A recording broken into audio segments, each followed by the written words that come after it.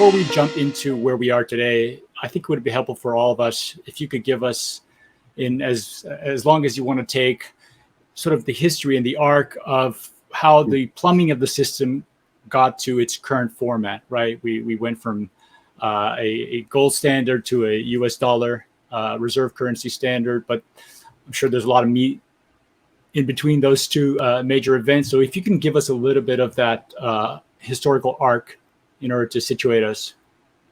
Well, as Emil knows, I'm going to make you regret what you just said, because you said the magic words: take as long as you want, take as long as you need. Because I can go on for a very, very long time here, so you might regret what you said, the door that you just opened.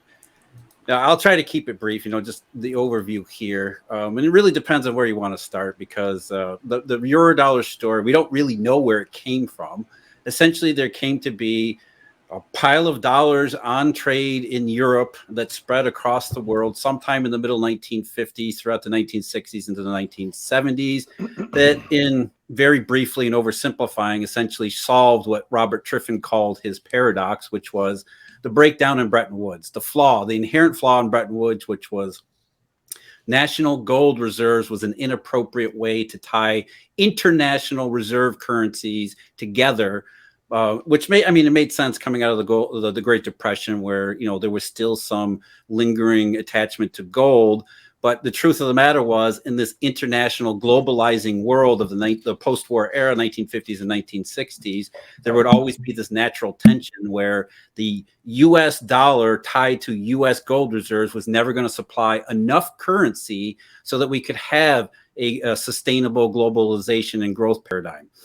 And because of that, there was always this natural tension, Triffin's paradox, where, the French started redeeming U.S. currency for gold as these dollars started moving around the rest of the world.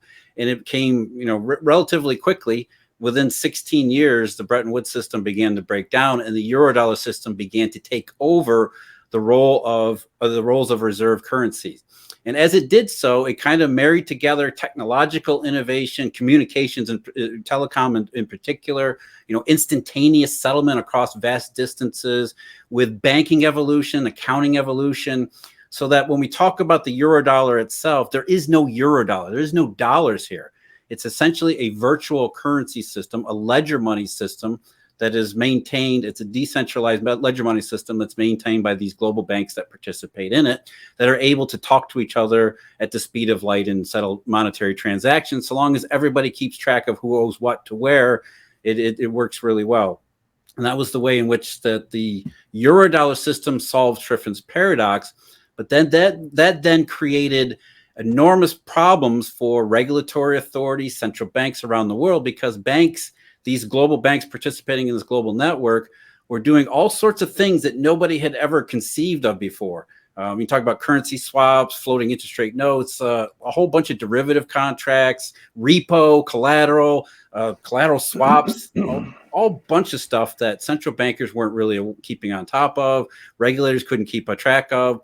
So that when we got through the 1970s into the 1980s, central bankers just kind of threw up their hands and said, we don't know how to even define money anymore, so we can't do money as like a central bank is supposed to do. And that really represented a departure from what I think most people think of when they think of money and what they think of the role of central banks are, when the actual monetary system is something very, very different. It's this offshore virtual ledger money system. It's called and denominated the US dollar, but it's really not, which is why Emil and I insist on using the term Eurodollar, because that at least refers to this system that's outside the United States. It's, even though it's called the US dollar denomination, they're trading supposedly US dollars. There's no real currency there. It's a virtual ledger money system.